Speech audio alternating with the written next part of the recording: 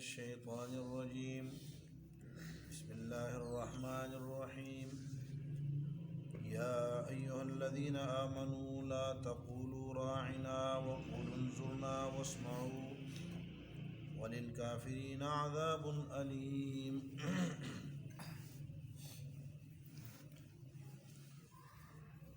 ما يود الذين كفروا من أهل الكتاب ولا المشركين أن ينزل عليكم من خير من ربكم والله يختص برحمته من يشاء والله ذو الفضل العظيم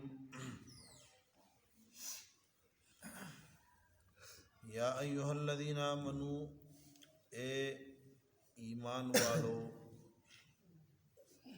لا تقولوا مت کہو راعنا وقولوا بلکہ کہو انظرنا واسمعوا اور اللہ کے کلام کو غور سے سنو تاکہ تمہیں راعنا کہنے کی ضرورت نہ پڑے وَلِلْكَافِرِينَ عَذَابٌ علیم اور ان کفار کے لیے جو توہین رسالت کے مرتکب ہے عذاب علیم دردناک عذاب ہے، ایسا عذاب جو ان کو درد پہنچائے، عذاب علیم مؤلم۔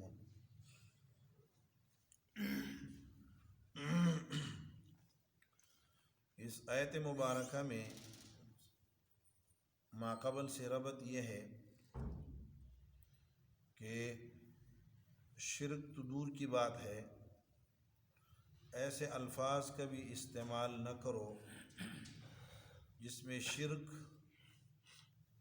یا توہین رسالت یا توہین رسول کا پہلو نکلتا ہو۔ یعنی سابقہ میں ان کا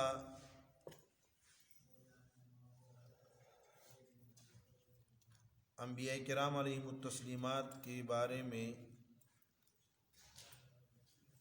ان کے اقوال و افعال تفصیل کے ساتھ ذکر ہوئے، پھر نبی آخر الزمان صلی اللہ علیہ وسلم پر ان کے اعتراضات مقدس ہستیوں کے حوالے سے ان کی سوچ اور فکر وہ ذکر کرنے کے بعد اب ایک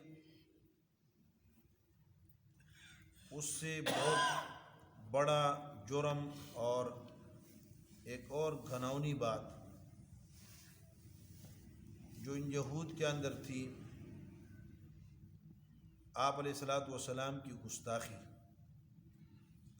اس پر تنبیہ کر رہے ہیں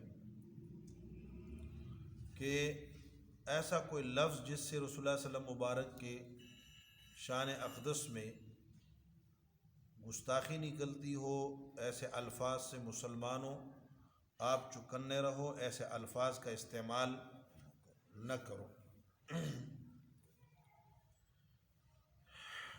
ابن منذر نے روایت کی ہے کہ کان المسلمون یقولون راعنا یا رسول اللہ، مسلمان نبی علیہ الصلوۃ والسلام کو محبت، عقیدت اور پیار میں کہتے تھے راعنا، اے اللہ کے حبیب ہماری رعایت فرمائے۔ رعایت اس کے دو معنی ہیں، ایک اس کے معنی ہے فرغ سمعک لکلامنا، آپ ہمارے کلام کو توجہ سے سماعت فرمائیں، دوسرے اطراف سے آپ کٹ کر ہماری طرف، ہماری بات کی طرف دھیان فرمائیں، ہماری بات سنیں۔ آپ علیہ الصلوۃ والسلام سے کہتے تھے کہ اپنی سماع اور اپنے کان مبارک ہماری کلام کے لیے، ہماری بات کے لیے فارغ کر دیں اور ہماری بات سن لیں، یہ فرماتے تھے، یہ کہتے تھے۔ اس لیے عرب کہتے ہیں ارعى الى الشيء ارعاه وراعاه اذا اصغى الیہ، جب کسی بات کی طرف بندہ مائل ہو جاتا ہے، میلان کرتا ہے اور غور سے سنتا ہے تو کہتے ہیں راعا ارعا۔ تو اس کے یہ معنی ہوئے کہ مسلمان آپ علیہ الصلوۃ والسلام سے کہتے تھے کہ اللہ کے حبیب ہماری بات ذرا توجہ سے سن لیں، ہماری بات ذرا دھیان سے سن لیں، ہماری بات کی طرف جو ہے نا یکسوئی فرما لیں۔ دوسرا معنی راعنا کا یہ ہے کہ راعنا بمعنی راقبنا، ہمارا انتظار فرمائے، ہمارا انتظار فرمائے، تأنی بنا، ہماری جو ہے رعایت فرما لیں، یعنی ہمارا انتظار فرما لیں۔ مطلب یہ تھا کہ جب آپ کلام سنا رہے ہوتے ہیں، قرآن سنا رہے ہوتے ہیں، تو ذرا آہستہ آہستہ ہمیں سنایا کریں تاکہ ہم اسے یاد کر لیں، محفوظ کر لیں۔ تو اس صورت میں راعی کے معنی کیا ہوتے ہیں؟ حفظ، محفوظ کرنا، اور عربی میں کہتے ہیں الراعی حفظ الغیر لمصلحتہ، کسی اور کی حفاظت کرنا اس کے مصلحت کے لیے، اس کو راعی کہتے ہیں، اور اسی سے راعی ہے، راعی حکمران کو کہتے ہیں۔ حکمران کا کام کیا ہوتا ہے؟ رعیت کی حفاظت کرنا اور ان کا دھیان رکھنا، ان کا خیال رکھنا، اس لیے اس کو راعی کہتے ہیں۔ جس طرح راعی چرواہے کو کہتے ہیں، اصل میں چرواہے کو کہتے ہیں۔ چرواہا چونکہ بکریوں کا نگہبان ہوتا ہے اور اس کی دیکھ بھال کرتا ہے، اس کے دانہ پانی کا انتظام کرتا ہے، تو اسی سے راعی حکمران نکلا ہے۔ تو حکمران وہ ہوتے ہیں جو کیا ہوتے ہیں؟ جو لوگوں کی حفاظت کریں۔ تو راعنا کا معنی یہ ہوا کہ احفظنا، ہماری رعایت فرما لے، ہماری مصلحت کے لیے ذرا آپ تھوڑا سا کیا کر لیں، ہمارا انتظار فرما لیں، یہ کہتے تھے۔ اور لفظ راعنا ابن منذر کی روایت میں ہے کہ کان سبا شدیدا فی لسان الیہود، یہودیوں کی زبان میں ایک سخت قسم کی کوئی گالی تھی۔ یا راعنا رعونت سے ہے، اس کا معنی تھا احمق، یا احمق، یا احمق، اے احمق۔ تو آپ علیہ الصلوۃ والسلام کو صحابہ کرام جب اس معنی میں، یعنی راعنا کا یہ معنی یہ تھا کہ آپ ہماری بات کو غور سے سن لیں، یا یہ معنی تھا کہ ہمارا انتظار فرما لیا کرے تاکہ ہم اچھی طرح سن سکیں۔ یہ معنی جب لے کر جب لفظ راعنا کہتے تھے تو یہود جو ہے نا وہ اپنی زبان والا لفظ جو ان کی اپنی زبان میں گالی تھی، یا رعونت سے یعنی حماقت والا معنی لے کر یہ بھی کہتے تھے راعنا، راعنا یا رسول اللہ، راعنا یا رسول اللہ، اور پھر آپس میں ہنستے تھے، تنہائی میں جا کے کہتے تھے صحیح جو ہے نا ہم نے اللہ کے نبی کو گالی دی ہے، ان کو پتہ ہی نہیں چلا، مسلمانوں کو پتہ ہی نہیں چلا۔ تو حضرت سعد بن معاذ رضی اللہ تعالیٰ عنہ جو قبیلہ اوس کے سردار تھے، انہوں نے سنا تو وہ ان کو شک پڑ گیا، کیونکہ وہ ان کی بعض لغات سے واقف تھے، ان کی زبانوں سے واقف تھے، کچھ الفاظ سے واقف تھے۔ تو ان کو پتہ لگا کہ یہ لوگ تو اپنی زبان میں اور اپنے انداز میں اس کو استعمال کرتے ہیں، یا اس میں وہ جو ہے نا تھوڑا سا الفاظ کے اندر زبان موڑ لیتے تھے، اور لفظ کو راعنا کے بجائے کیا کہتے تھے؟ راعینا، ہمارے چرواہے، راعینا کا مر راعی، چرواہے کہتے ہیں نا ہمارے چرواہے، یوں کہہ دیتے تھے۔ تو ان الفاظ کی ہیرا پھیری کی وجہ سے آپ علیہ الصلوۃ والسلام کی شان میں گستاخی ہو رہی تھی۔ تو سعد بن معاذ رضی اللہ تعالیٰ نے جب اس کو محسوس کیا تو ان کے پاس چلے گئے اور فرمایا آئندہ اگر میں نے تمہیں سنا،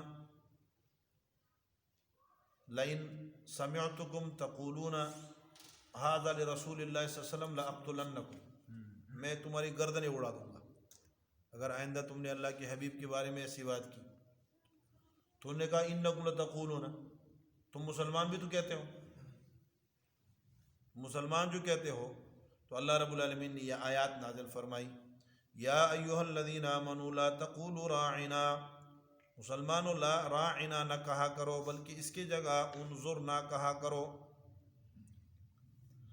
لا تقولوا راعنا، ایسے الفاظ اور کلمات جس سے اللہ کے حبیب کی شان میں گستاخی نکلتی ہو، یہ منع فرمایا۔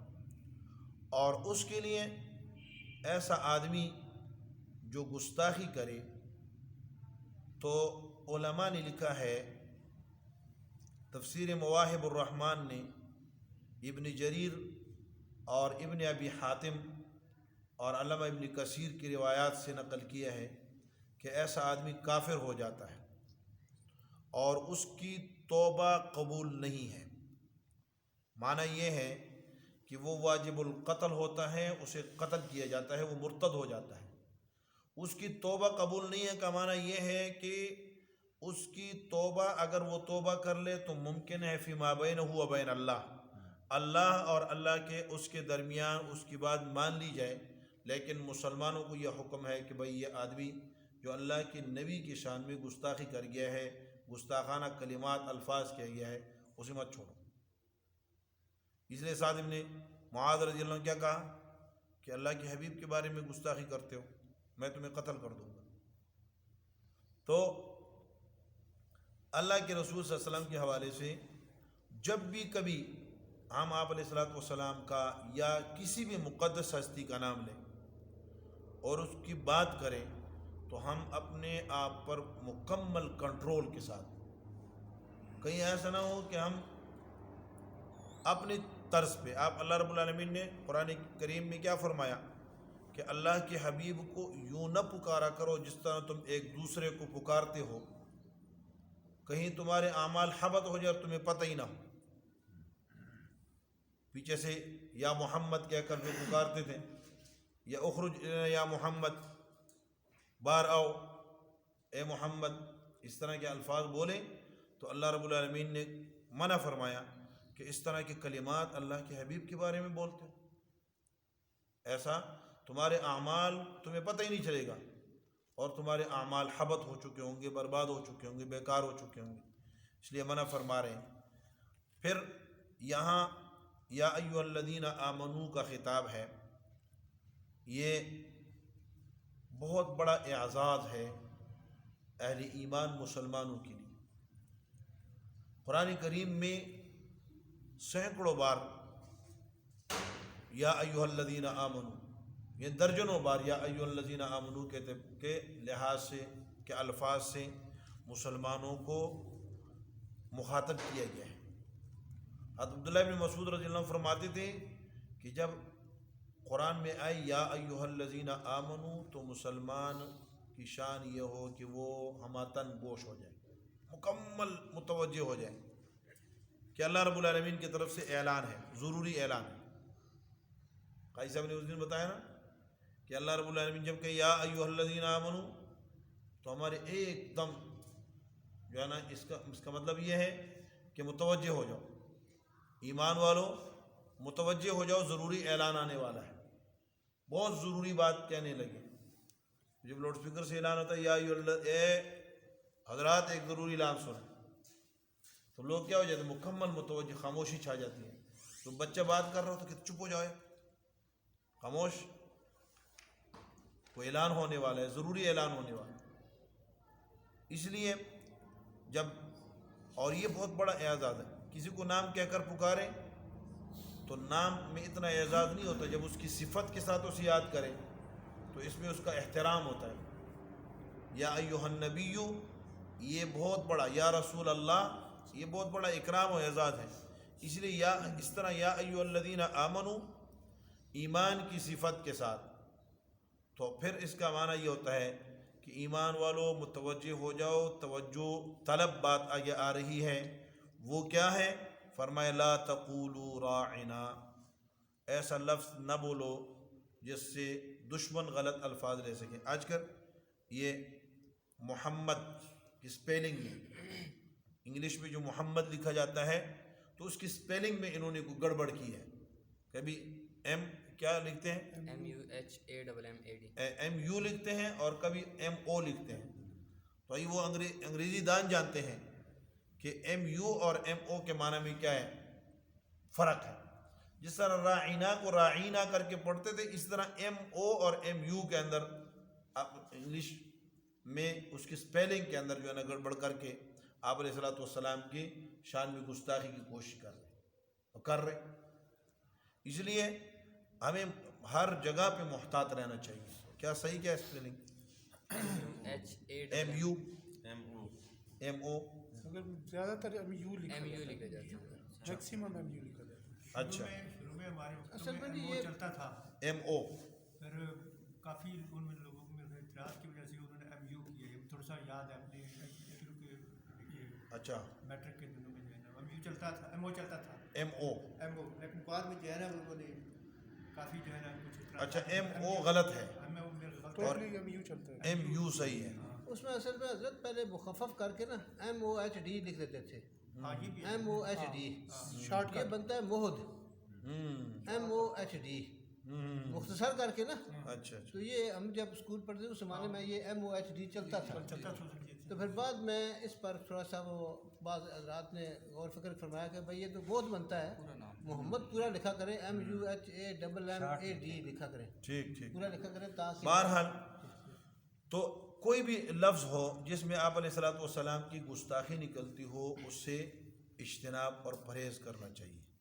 اور پھر اس کا دفاع لوگ ہوتے ہیں، دفاع شروع کر دیتے ہیں، نہیں اس نے یوں کہا، اس نے یوں مقصد، یہ مقصد ہے، یہ مقصد ہے. بھائی مقاصد نہیں جو آپ علیہ الصلوۃ، ہاں اگر وہ آدمی خود برات کا اعلان کر دیتا ہے تو تب کی بات ہے، اور خود وہ اسی پر اڑا ہوا ہے کہ نہیں میں نے تو غلط بات کی نہیں ہے، اور ہم جو ہے نا اس کی تعویلات کر رہے ہوتے ہیں کہ نہیں جی اس نے یہ کہا اس نے یہ کہا. تو فرمایا لا تقولوا راعنا، راعنا کا لفظ نہ بولا کرو. یہ اگرچہ تم پیار محبت کے ساتھ آپ علیہ الصلوۃ والسلام کو پکارتے ہو، لیکن اس سے یہود غلط معنی اور غلط مقصد نکالتے ہیں اس لیے. اور یہاں دوسری بات جو یہاں سے ضمن مفسرین نے یہاں لکھی ہے وہ یہ ہے کہ جس یہود راعنا کہتے تھے تو تم راعنا نہ کہو، یعنی ان کے ساتھ مشابہت اختیار نہ کرو، ان کے تشبہ سے اپنے آپ کو بچاؤ. اور آپ علیہ الصلوۃ والسلام نے فرمایا، ابو ہریرہ رضی اللہ عنہ کی روایت ہے کہ من تشبہ بقوم فہو منہم، جو کسی قوم کے ساتھ مشابہت اختیار کر لے گا کل قیامت کے دن انہی کے ساتھ ان کا حشر ہوگا، انہی کے ساتھ اٹھائے جائیں گے. تو متشابہت علامہ ابن کثیر رحمۃ اللہ علیہ نے پوری تفصیل لکھی ہے یہاں پہ کہ مشابہت وہ لباس میں، مشابہت بود و باش میں، مشابہت غمی میں، مشابہت خوشی میں، کسی کے ساتھ، کسی کافر کے ساتھ، کسی بھی کافر کے ساتھ، یہود و نصارہ ہوں. آپ علیہ الصلوۃ والسلام نے فرمایا کہ محرم کے روزے رکھو تو کتنے رکھو؟ 2 رکھو. مدینہ میں تشریف لائے تو دیکھا یہود روزے رکھ رہے ہیں، 10 محرم کا روزہ رکھتے ہیں. کہا کیوں رکھتے ہو؟ کہا اس دن ہمیں نجات ملی تھی فرعون سے. فرمایا ہم موسیٰ علیہ الصلوۃ والسلام کی زیادہ نزدیک ہے اور زیادہ قریب ہے، ہم بھی یہ روزہ رکھیں گے، لیکن آپ نے فرمایا کہ یہود کے مشابہت سے بچتے ہوئے یا پہلے ایک روزہ رکھ لیا کرو یا بعد میں رکھ لیا. یعنی اعمال میں بھی ان کے ساتھ مشابہت نہیں کی. آپ نے کہا سحری کیا کرو روزوں کی، کیونکہ یہود سحری نہیں کیا کرتے تھے. تو یہ یہود سے مخالفت ہو گئی. بہت ساری چیزوں میں آپ علیہ الصلوۃ والسلام نے فرمایا کہ ان کی مونچھیں کٹاؤ اور داڑیاں بڑھاؤ. خالف الیہود، یہود کی مخالفت کرو، مونچھیں کٹاؤ، داڑیاں بڑھاؤ. اعف اللحى وقص الشوارب، داڑیاں بڑھاؤ اور مونچھیں کاٹو. یہ آپ نے فرمایا خالف الیہود، یہود کی مخالفت کرو. تو بہت ساری چیزیں آپ علیہ الصلوۃ والسلام نے فرمایا کہ ان کے تشابہ سے بچو. تو ہم نے لباس بھی ان کا پہن رکھا ہے اور شکل بھی ان کی جیسی بنائی ہوئی ہے. پھر کہتے ہیں علامہ اقبال نے کیا کہا تھا کہ ہے تمدن میں نصارہ تو تہذیب میں یہود، یہ ہے مسلم کی جسے دیر کا شرمائے حنود. مسلمان یہو حنود کہتے تھے ہم 2 الگ قومیں ہیں، ہم 2 الگ قومیں ہیں. یہ شعر ذرا تھوڑا سا اصلاح فرمانے تھا، ممکن آئندہ بھی کام آئے.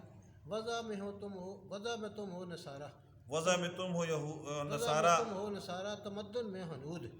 وضع میں تم ہو نصارہ اور تمدن میں یہود. تمدن میں حنود، جی حنود ہندو کی وہ اس کا ہے جی یہ مسلمان ہیں جنہیں دیکھ کر شرمائے یہود. تو مسلمان اس کی اپنی بودوباش ہو، اپنی بودوباش مسلمان پتہ چلے. یہ عرفی تشخص اس کو کہتے ہیں. عرفی تشخص جب بھی متسلط قومیں، یا پڑھیں گے ہم انشاءاللہ سورہ اعراف میں کہ بنی اسرائیل کو فرعون سے آزادی ملی، تو آزادی ملنے کے بعد پھر کیا کہتے ہیں؟ اجعل لنا الہا کما لہم آلہہ.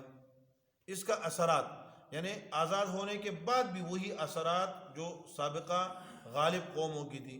تو غالب قوموں کی اثرات وہ اگر آپ پر اور ہم پر ظاہر ہے تو اس کا مطلب یہ ہے کہ ہم غلامی کی زنجیر کے اندر جکڑے ہوئے ہیں. اس لیے غلامی سے نکلنے کے لیے انفرادی زندگی میں بھی غلامی سے نکلنا ہے، اور اجتماعی زندگی کے لیے اللہ نے قرآن بھیجا ہے. تو فرمایا لا تقولوا، ان کی مشابہت نہ کرو، بلکہ ان کے الفاظ کے اندر بھی کیا مشابہت نہ کرو، ان جیسے الفاظ بھی نہ بولو. قول انظرنا، بلکہ کو انظرنا واسمعوا، اور جب اللہ کا کلام اللہ کے حبیب سنا رہے ہو تو غور سے سنا کرو، تاکہ تمہیں بعد میں یہ نہ کہنا پڑے کہ ہمیں رعایت دے دیں اور ہمیں مراعات دیں، ہمیں موقع دیں. وَلِلْكَافِرِينَ عَذَابٌ علیم، اور جو اللہ کے کافرین سے یہاں مراد بے اتفاق مفسرین یہود ہیں کہ یہود کے لیے عذاب علیم ایسا عذاب ہے جو درد پہنچانے والا ہے. تو عذاب علیم کس پر ہے؟ اللہ کے حبیب کی شان میں گستاخی کرنے پر. تو جو بھی اللہ کے حبیب کی شان میں گستاخی کرے گا اس کے لیے عذاب علیم موجود ہے. اللہ رب العالمین ہماری اور آپ کی حفاظت فرمائے. وآخر دعوانا اللهم صل وسلم على سيدنا ومولانا محمد وعلى آله وأصحابه وبارك وسلم تسليما كثيرا كثيرا. ربنا تقبل منا إنك أنت السميع العليم وتب علينا يا مولانا إنك أنت التواب الرحيم. اللهم آنس وحشتنا في قبورنا بالقرآن العظيم. اللهم ارحمنا بالقرآن العظيم. اللهم اجعله لنا إماما ونورا وهدى ورحمة.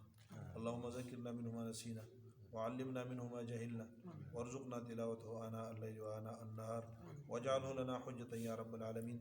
وصلى الله تعالى على النبي الكريم وعلى آله وصحبه أجمعين.